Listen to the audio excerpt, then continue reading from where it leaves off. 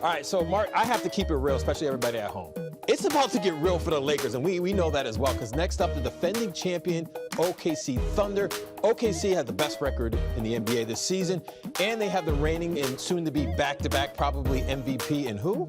Shai Gilgeous-Alexander. That's right. Former Clipper, too. Oh, former Clipper. Hey, and real talk, the Lakers, they struggled against OKC. They were swept by them this season, losing all 4 games, 5 straight overall, and 6 of 7. Now, this season, the Lakers lost every game against the Thunder by an average of 29.3 points per game. That is the worst of any playoff matchup in the 77-year history of the NBA. Yeah, it shows how great the Thunder are. Now, here's some context to these matchups. Okay, all right. There are a lot of Keep it real. Keep it real. I am keeping it real. Right. Don't worry.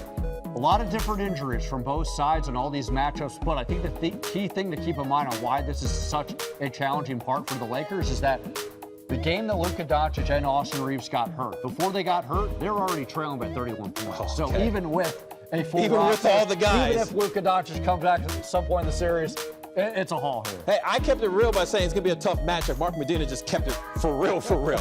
All right, so this is what the series looks like. We'll tip things off on Tuesday in Oklahoma City. After game 1, there will only be 1 day of rest between games throughout the rest of the series. And FYI, the Lakers have yet to provide any update on Luka's potential return from a hamstring injury. So let's talk about it. Because Mark Stowe here, we're going to keep it even more real. The Lakers are 15.5-point dogs in game 1 against the Thunder.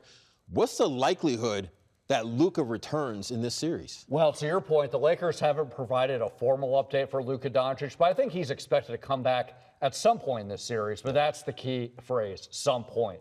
We don't know when he's going to get cleared to start doing any team practices, full contact drills. All he's really done is just kind of stationary light shooting. So he's not behind schedule or anything. This is the projected timeline with these grade 2 hamstring strains, but we have to keep in mind that injury happened April 2nd. So we're just 4 weeks out.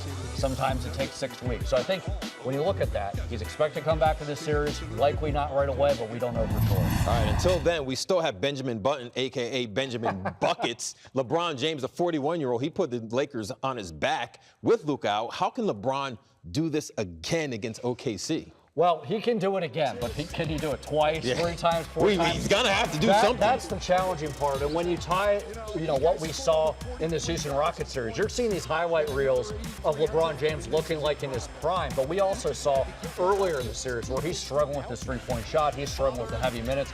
You also highlight a really key development here that after they start game 1 on Tuesday, it's every other day up through game 5. So there's not going to be a lot of rest recovery. So what I mean here is that LeBron can have one of those breakout games, one of those games, but it's a heavy ask for him to duplicate that every single game of the series. Hence, they got to get more from Austin Reaves as well as everyone else. So speaking of Austin Reaves, he's back, after that oblique injury. He's still trying to get back into the rhythm, though. He scored 15 points in that game 6. What can we get? What do we need from him to help out LeBron James when you don't have a Luka? Well, what we saw in game 2, replicate that. But the next step for him is to play even more minutes and also be more efficient from the field. The good thing about Austin is that the moment that he came back in game 5, he gave a lot of energy. He fought through his fatigue. He relied on his competitiveness. He didn't shoot the ball well. Once he started in game 6, he felt a little bit more of a comfort level in him with his conditioning, but he still hasn't shot the ball well. So he needs to be more efficient there, and that will put less strain on LeBron James as well as their role players that hit shots. All right, now let's talk about the other side of the bench. Their leading man for OKC, SGA, Shai Gilgeous-Alexander. I already said he's reigning MVP. He's probably going to likely win back-to-back again. How do we we can't stop him, but how do we contain him? Well, that's even challenging because he's one of the best leading scorers in the NBA. He's behind Luka Dončić, and the way he scores, it's multifaceted. He gets to the rim there.